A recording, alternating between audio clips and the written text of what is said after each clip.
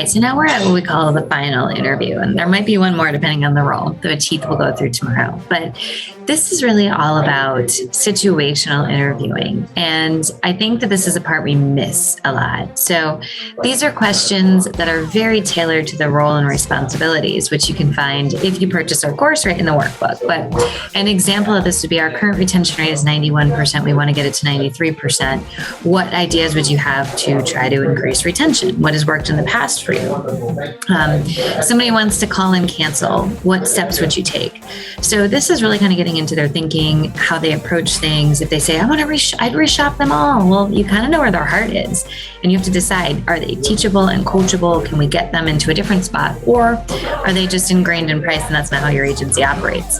The final interview should have 2 to 3 team members in it because ultimately they're going to be part of the process.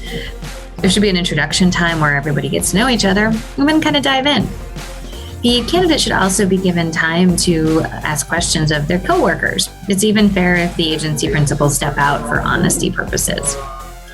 Then we also want to excuse the team members and talk a little bit more about the job description and details. So this is when the candidate may have questions of vacation time, start time, things that might not be appropriate in front of their peers. So once you do all of that, our goal is to come at the end and score them. And you have to be honest. We usually say, wait a day, simmer down, bring everybody back in, go through the good and the bad. And healthy debate is great.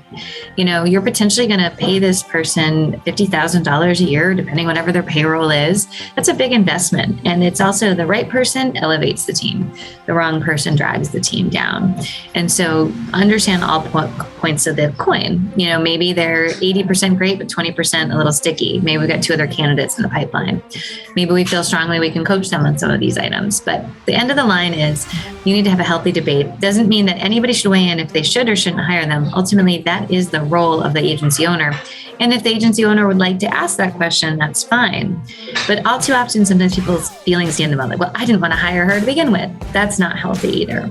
You want to just go very clearly, prepared agenda meeting. Here are the high points, here are the low points, and what we can do to get through them. So that final interview is a fun one. It's a professional one, and it goes pretty deep. We usually recommend about 90 minutes to get through that interview. So any questions whatsoever, shoot them our way, but take a look at our course because we really believe that every agency needs to understand how to find top talent.